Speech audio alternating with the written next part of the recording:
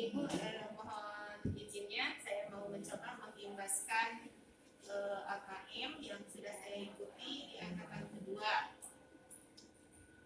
Diawali dengan latar belakang berdasarkan hasil PISA tahun 2018 membuktikan bahwa kemampuan belajar siswa di Indonesia pada pendidikan dasar dan menengah kurang memadai. Nah, menanggapi hal itu, maka pemerintah mengadakan reformasi di bidang asesmen, yaitu mengganti peran UN menjadi AN, yaitu asesmen nasional. Kenapa? Karena UN itu hanya menilai hasil belajar kognitif siswa, sementara AN adalah mampu menilai, memotret hasil belajar kognitif, sosial, dan emosional, termasuk di dalamnya sikap, nilai, keyakinan, serta perilaku yang dapat memprediksi tindakan dan kinerja siswa di berbagai konteks yang relevan. Nah, untuk itu maka didukung oleh materi pembelajaran atau didukung oleh kecakapan hidup, belajar kecakapan hidup agar 21 dan profil pelajar Pancasila. Kemudian asesmen nasional. Instrumen asesmen nasional terdiri dari AKM, yaitu untuk mengukur hasil kognitif melalui literasi dan numerasi. Ini yang ditekankan atau dikaitkan dengan mengganti peran UN-nya.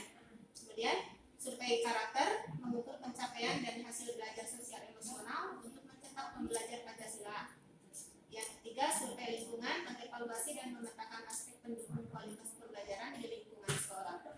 Nah, dari AN ini diharapkan semua apa yang ditampilkan oleh sekolah itu bisa terpotret. Nah, berikutnya, kenapa hanya literasi dan numerasi yang akan diujikan oleh AKM?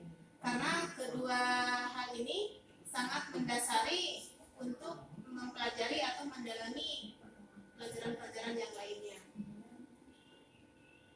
Berikutnya, AKM ini yang banyak disampaikan. AKM adalah digunakan untuk mengukur hasil kognitif melalui literasi dan numerasi. Pencapaian AKM adalah konten yang bersifat esensial dan berkelanjutan. Tidak semua konten diujikan, jadi sifatnya minimum. Konteks AKM dibedakan menjadi 3, yaitu personal, sosial budaya, dan saintifik.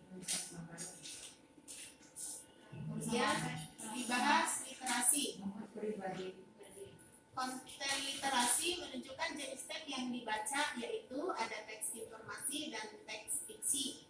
Ini perbedaannya terletak pada teks fiksi itu mengungkapkan masalah pengalaman kehidupan pribadinya. Bukan.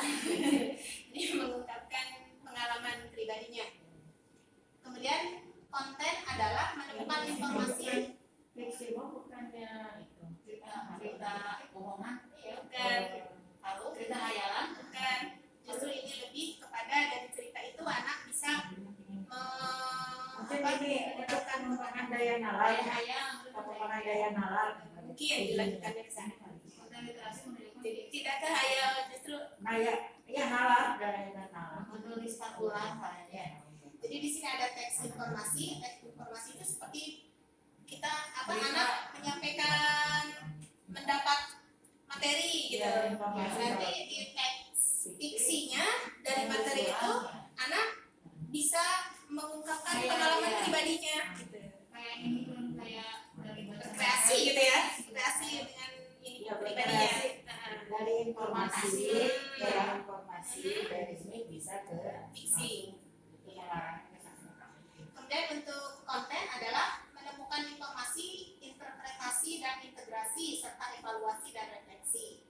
Kalau konteks adalah menunjukkan aspek kehidupan atau situasi untuk konten yang digunakan. Nah, jadi untuk informasi itu terkaitnya dengan konten, untuk fiksi terkaitnya dengan konteks. Kemudian level konteks pada literasi terdiri dari level 1, yaitu anak sudah mampu menunjukkan.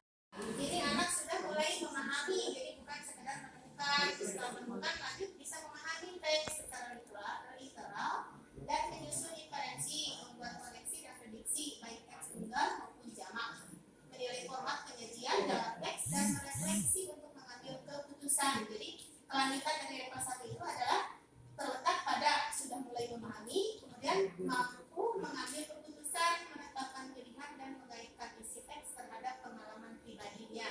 Berarti level 2 itu sudah masuk ke teks fiksi. Gitu. Jadi mohon maaf tentang literasi ini ngeplay untuk orang menulis. Jadi kelemahannya itu kemarin di literasi. Berikutnya adalah numerasi. Kalau numerasi ini konten numerasi terdiri dari 4 kelompok, yaitu, nah ini erat sekali dengan matematika. Yang pertama, bilangan meliputi representasi, sifat urutan, operasi bilangan cacak, bulat, pecahan, dan desimal. Dan pengukuran dan geometri meliputi bangun data, luas permukaan, dan volume. Berikutnya data dan ketidakpastian meliputi pemahaman, interpretasi, penyajian data, yang kedua. Yang keempat, aljabar meliputi persamaan dan ketidaksamaan, relasi dan fungsi, pola bilangan, rasio, dan proporsi. Kemudian untuk konteks. Untuk konteks, menunjukkan aspek kehidupan atau situasi yang untuk konten yang digunakan. Level konteks pada numerasi terdiri dari, untuk numerasi cuma 3, kalau tadi literasi. Level 1 adalah pemahaman, yaitu memahami data, prosedur, serta alat matematika. Level 2, penerapan, yaitu mampu menerapkan konsep matematika dalam situasi. Nah, itu dikelompokkan untuk literasi menjadi 4 kelompok. Satu adalah anak yang perlu intervensi khusus dengan indikator. Anak tersebut belum mampu menemukan informasi tadi, jadi menemukan oke terbiasa. Dan ya harus dibimbing khusus. Yang kedua adalah kelompok dasar dengan indikator mampu menemukan, mengambil info, membuat interpretasi, tapi masih sederhana. Kelompok 3 adalah kelompok anak cakap. Indikatornya adalah mampu membuat interpretasi, membuat kesimpulan, jadi sudah bisa menyimpulkan. Yang keempat adalah kelompok anak mahir dengan indikator mampu mengintegrasikan. Jadi dari beberapa cerita yang parsial, anak bisa menjadi terintegrasi. Beberapa input lintas teks, mengevaluasi isi, kualitas, cara penulisan teks, dan refleksi. Jadi sudah bisa mengevaluasi. Kemudian untuk kelompok numerasi, anak juga dibagi sama menjadi 4 kelompok. Untuk perlu intervensi khusus, indikatornya adalah anak pengetahuannya masih terbatas, konsepnya masih parsial, belum menyatu, belum terintegrasi, keterampilan komputer terbatas. Yang kedua, kelompok dasar dengan indikator memiliki keterampilan yang rutin.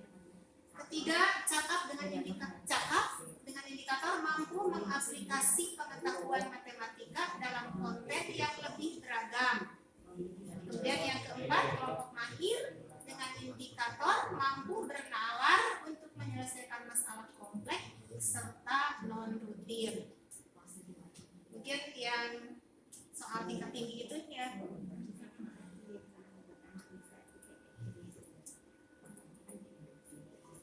Bernalar ke istilah lain apa ya?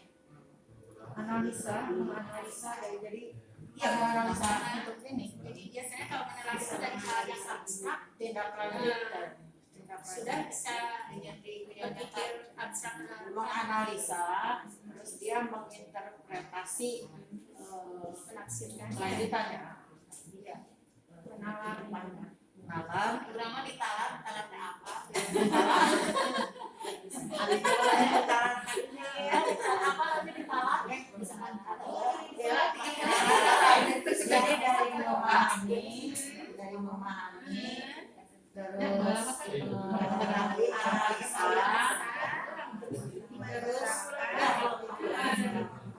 terus dia bisa mengembangkan. Jadi masih C1, C2, C3, Iya. itu intinya. Setelah itu bisa menginterpretasikan, mengimplementasikan di kehidupan nyata. Itu tingkat tinggi udah. Jadi nanti mungkin hasil AKS ini kalau Tujuannya kan di sana. life skill itu, Iya. supaya anak mampu bisa mempraktekkan. Iya. Jadi dari sekolah itu bukan teori Nah, kebutuhan berbasis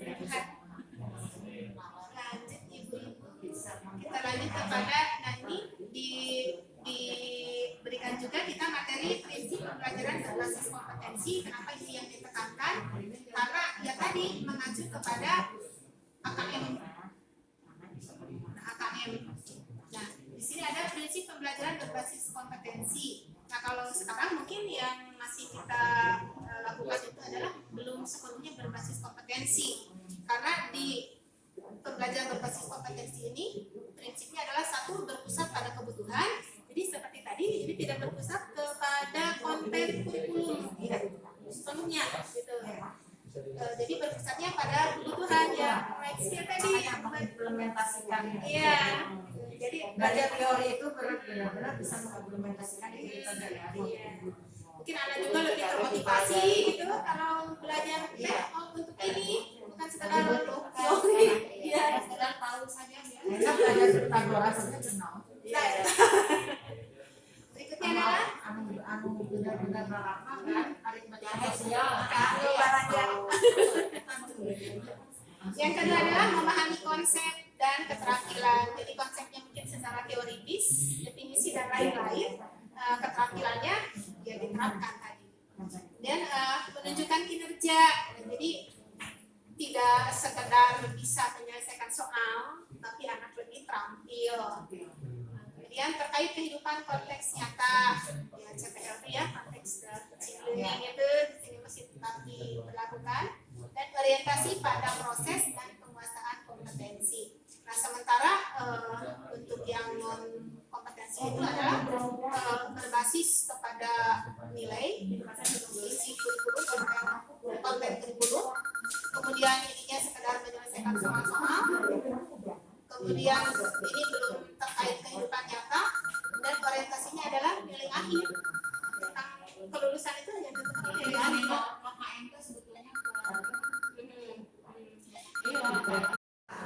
Tidak boleh nilai UN. Nah, alasan lainnya kenapa diterapkan untuk kelas 8? Karena dari AKM ini diharapkan nantinya itu adalah karena memotret itu memotret hasil belajar, memotret keadaan sekolah, diharapkan ada perbaikan, khususnya perbaikan pembelajaran dari hasil itu. Nah, kalau anak kelas 8 nanti kalau perbaikannya hasil perbaikan di kelas 9 diterapkan, berarti anak tersebut merasakan oh ini hasil perbaikan, ada perbaikan. Kalau diterapkan evaluasi kelas 7 jadi hasilnya masih terevaluasi di kelas 9. Terus ini untuk semua kelas 8 tidak, hanya sampel secara acak, jadi tidak semua siswa.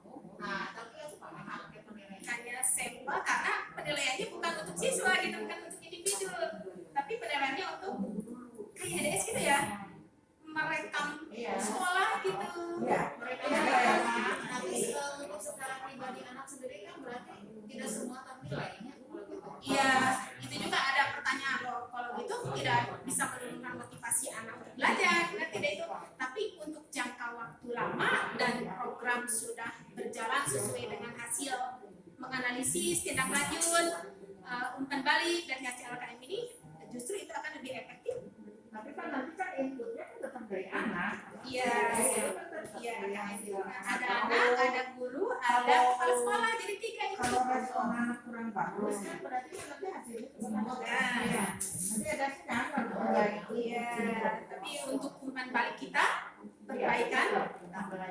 Nah itu sampel itu hanya untuk sekarang saja atau untuk selama pelaksananya hanya sampel-sampel? Kalau program pemerintah kan dimulai tahun 2021, awalnya Maret April, tapi kemarin ada perubahan lagi. Kemunduran jadi saat nanti bisa ada Ya kemungkinan berlanjutan untuk kalau hasil tadinya kan ini mau diterapkan di